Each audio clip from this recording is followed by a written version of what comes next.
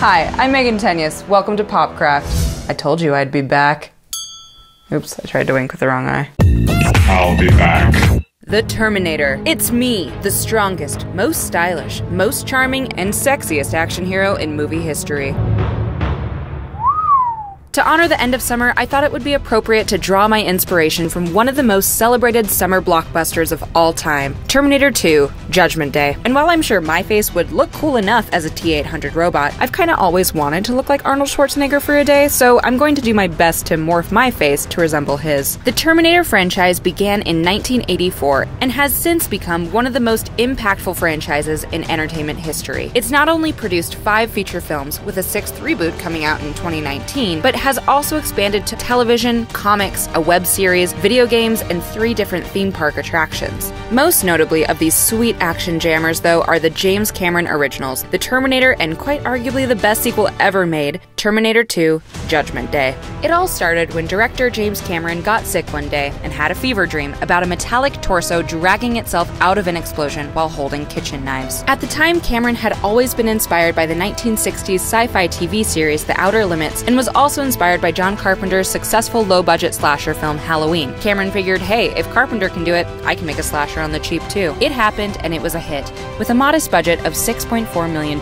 Flash forward 6 years and $102 million later, though, and we get Terminator 2, the most expensive film of its time that revolutionized visual effects in movies forever, by a team who essentially invented the technology to make its elaborate scenes of a liquid metal villain come true. They created motion capture before it was really even a thing. By painting a grid on Robert Patrick's body, the team was able to film him from all sides and then reference it to rotoscope later. Aside from excellent visual effects work, though, the Terminator 2's plot is a real masterpiece of cinematic balance and praised to be Arnold Schwarzenegger's best work.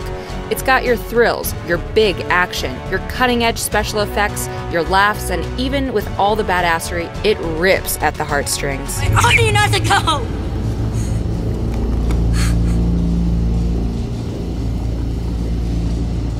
I know now why you cry. It's so sad! In the second installment, we see the same rough and tough killing machine, but this time reprogrammed into a rough and tough protector of little John Connor. My mission is to protect you.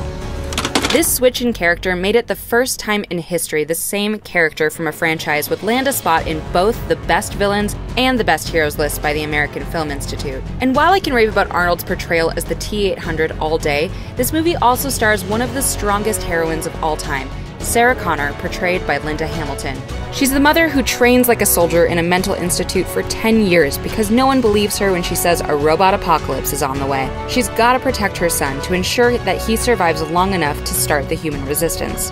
This balance between masculine and feminine traits and battling an internal war between her anger and motherly love is what makes Sarah Connor such a kick-ass character and action hero. Really, nothing in the world makes me want to work out more than watching Linda Hamilton do pull-ups in that introducing scene. All in all, this movie is powerful, scary, and has a lot of soul. It defined the possibilities of what movies could do in 1991 and set the bar high for all movies after it. I'm curious to see the reboot in 2019. Since it's produced by James Cameron this time, it might actually deliver on the promise of being a great Terminator movie. We'll see.